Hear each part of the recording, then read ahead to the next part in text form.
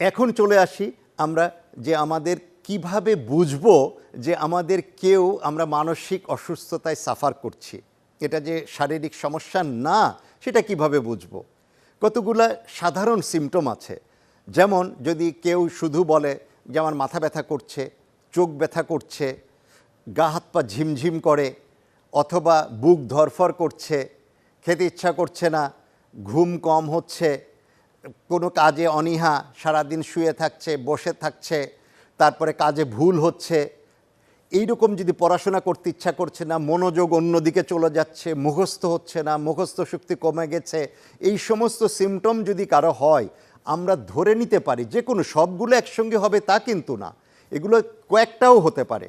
হলে আমরা বুঝে নিব যে এগুলা কিন্তু মানসিক রোগের এগুলা সিমটম, এবং সেই ক্ষেত্রে এবং কয়েকটাও যদি থাকে কারো এটার ভিতরে, সে কিন্তু একজন মানসিক রোগ বিশেষজ্ঞের কাছে গেলে তার এটা ডায়াগনোসিস হবে এবং চিকিৎসা হবে।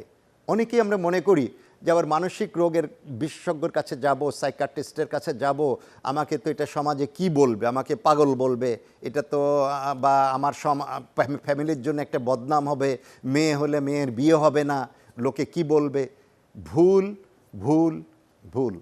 মানসিক রোগীকে পাগল বলা সামাজিক অপরাধ।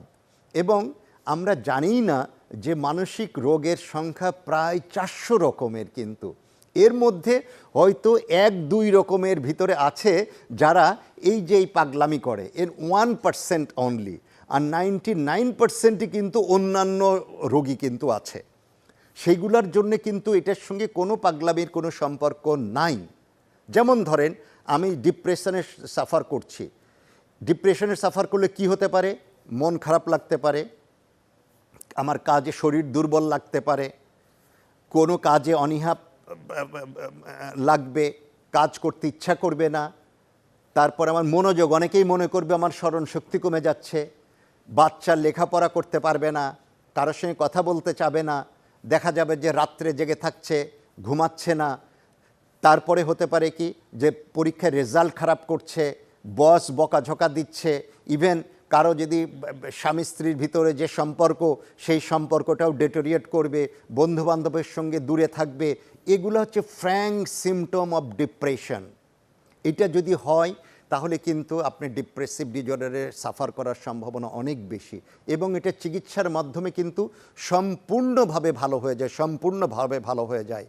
আপনারা জানলে আশ্চর্য হবেন, একমাত্র ডিপ্রেসিভ ডিজঅর্ডার যেটাতে গ্লোবাল বার্ডেন অফ ডিজিজ, যে একটা রোগে কি পরিমাণ কর্মঘণ্টার ক্ষতি হয়, আর্থিক ক্ষতি হয়, সামাজিকভাবে ক্ষতি হয়, এইগুলা দিয়ে আমরা গ্লোবাল বার্ডেন অফ ডিজিজ হিসাব করি। এই গ্লোবাল বার্ডেন অফ ডিজিজের 2 নাম্বার কজ হচ্ছে এই ডিপ্রেসিভ ডিজঅর্ডার, একটা রোগ।